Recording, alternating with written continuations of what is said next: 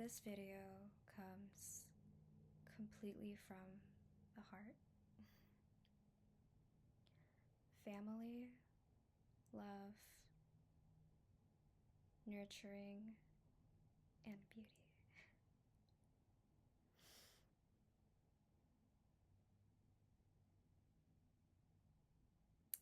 I want to first start off talking about the inner child and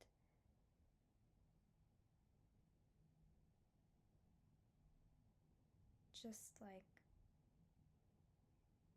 this concept of your younger self, your youngest self, right? Like when you were, you're young and you were born into this world as like a clean slate,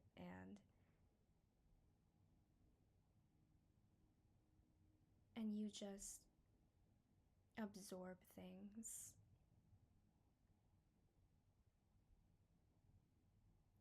from the people around you, like your family, and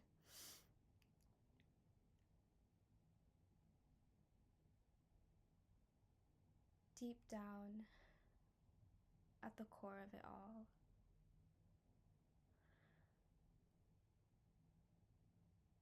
I completely feel that the act of nurturing is a sacred practice.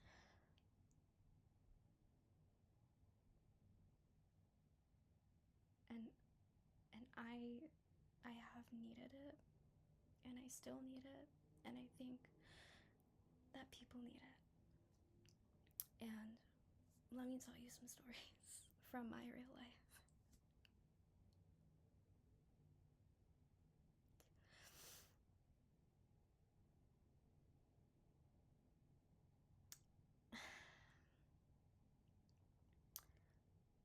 I remember going through puberty, and right, I was in middle school, even for a little of high school, and awkward time. I was like 12 years old, hormones, whatever, lots of physical changes, right? And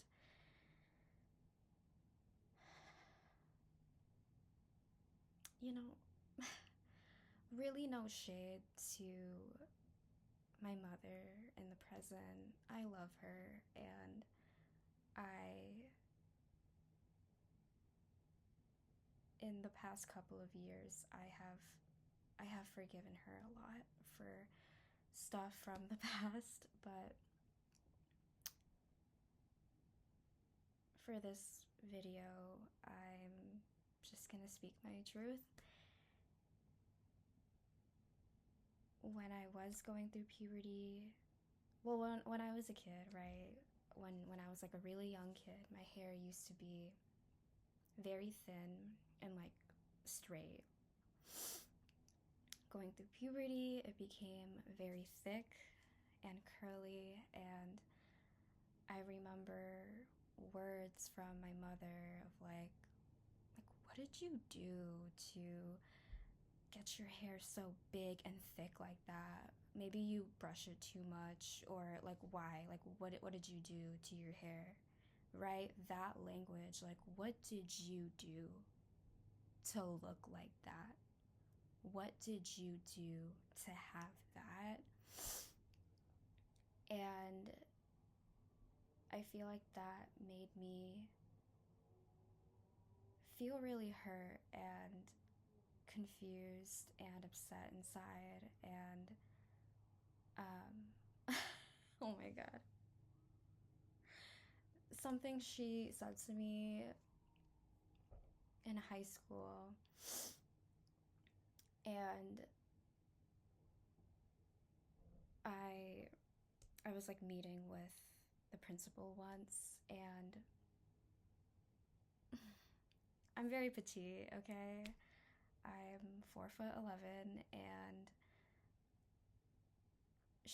my mom was there in the office with me and talked to the principal, and then upon walking out, my mom said like,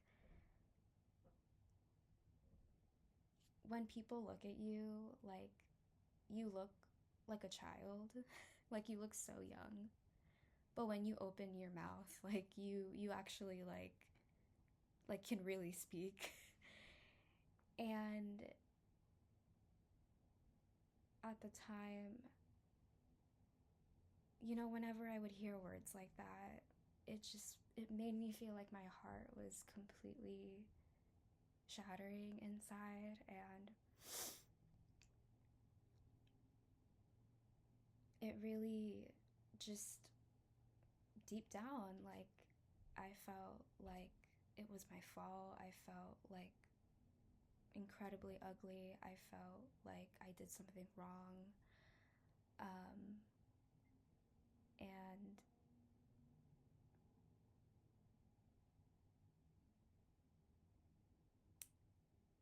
and you know, time would pass and I would replay those memories and I would just tell myself like the lack of nurturing, because in the grand scheme of things it's like, whoa, wait, like you're my mother and I'm your daughter, and is that the way that a mother should talk to her daughter? When we think of this energy and this practice of nurturing, it's really about you're encouraging the development of something, right? It's like in reality, you chose language, right? Like, what did you do to get your hair like that? That sounds like an accusation, right? And even just like, oh, you look a certain way, but then when you talk, you come off differently.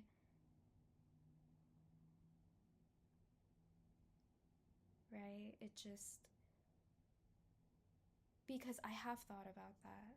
I have thought about that over time. I would replay those old memories and I would just think, like, why couldn't she have said all these other things, right? Why couldn't she have leaned into curiosity and been like, wow, your hair's gotten a lot thicker. Puberty's like a crazy time, huh? That kind of language, that kind of vibe, that energy, like,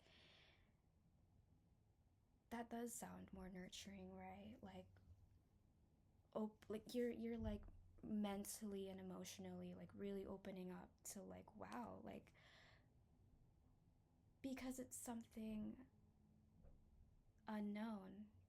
It's like your hair used to be really thin, kind of straight, and now it's thick and curly. Like, whoa, why is that? It's really interesting. That's a transformation, right? There's just something there of like leaning more into curiosity and how that connects to nurturing instead of leaning into judgment and shutting things down,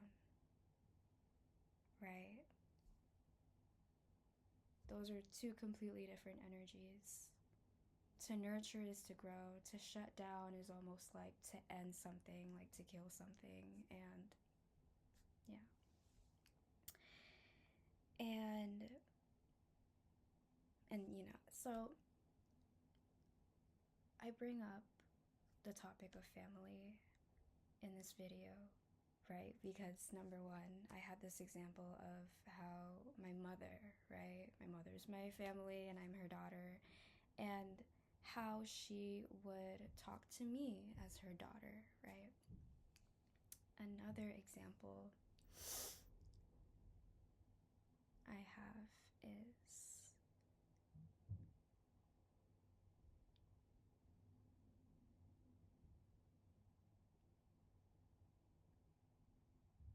shout out to my father.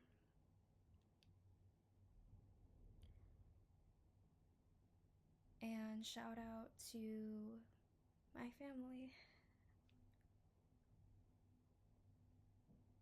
for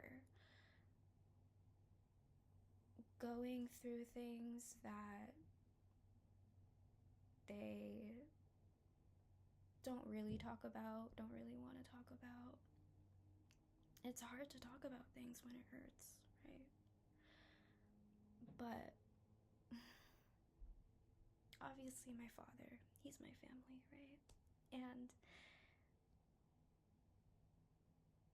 I don't know, even in general, when I live my life and someone says like you're really short, like you look like a kid, or I don't know, you look this way or that way, right? Like I'm bringing up beauty as like a topic in this video, and I think about my dad. I really do. I I really do. Because I feel reminded of his story, and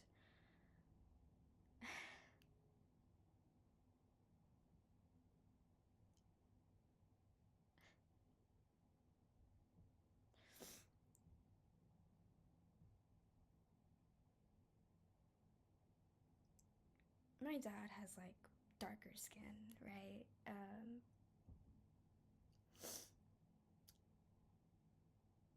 We are Southeast Asian, and but objectively, like he has a much deeper complexion, and I, you know,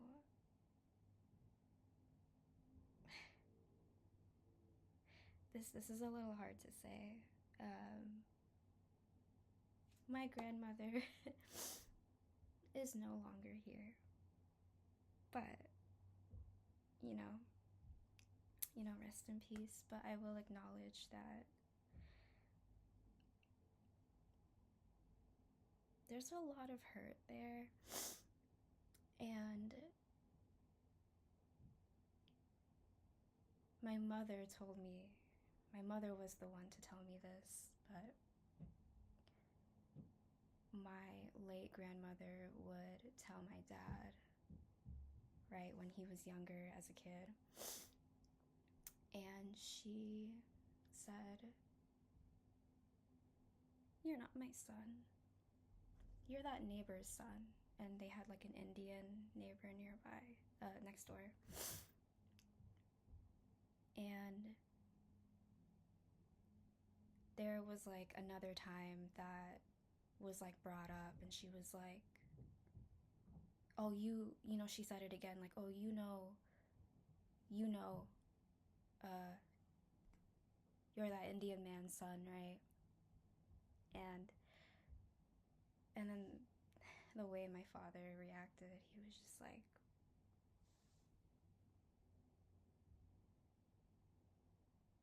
"I know."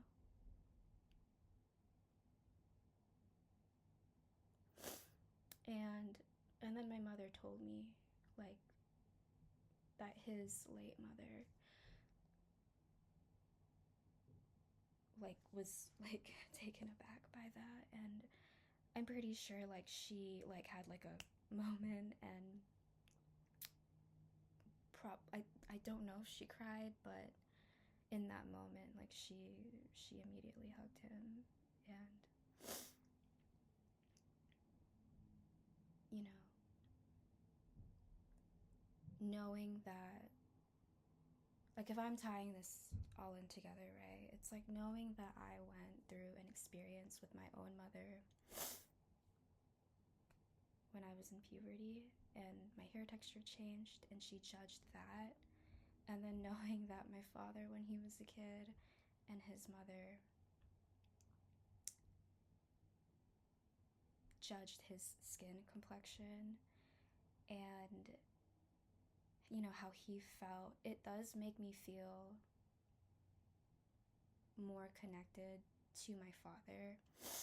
Because even these days, like, I have told him at times, like, yeah, people like say I look a certain way, you know, they talk about, you know, how short I am or whatever, and he has told me that, just, yeah, very recently, like in the past year or two, like, yeah, I get it, you know. People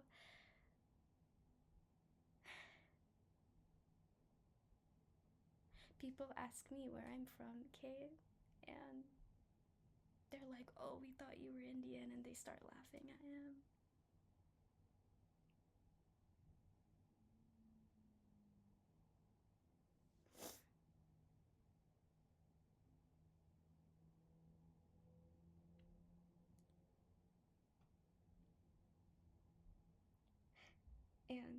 And he's told me that at times as well.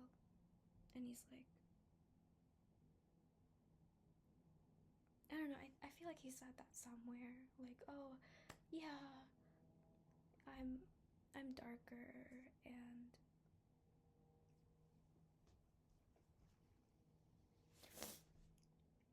and you know I look this way, but I don't like to let that stop me.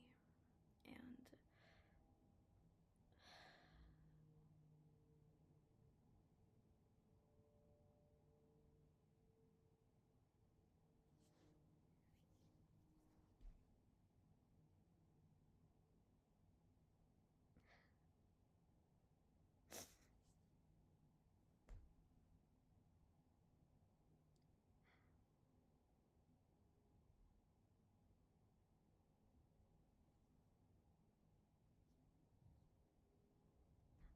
when I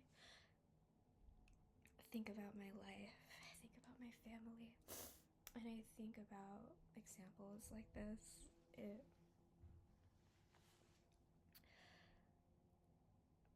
it just gets me thinking, like, in all these directions, you know? I think about, like, family and, like, generational practices. It's like, you know, if my grandmother spoke to my father like that, I can only imagine other things that she has done to my father to shape up, you know,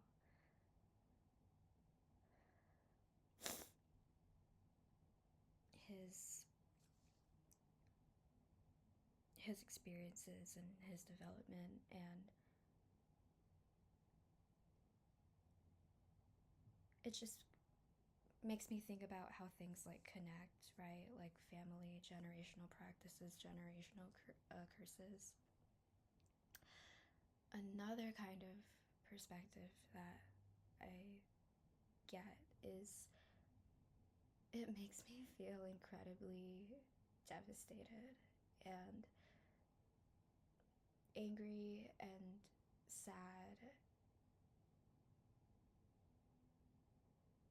because it's like I just think of this statement of like the lack of nurturing, you know, the lack of love and the lack of like it feels like the things that like it feels like needed to happen. Like it feels like there's so much that still wasn't unsaid. It feels like so much that still wasn't done. And there's like this, I don't know, there's like this like feeling like deep down of like,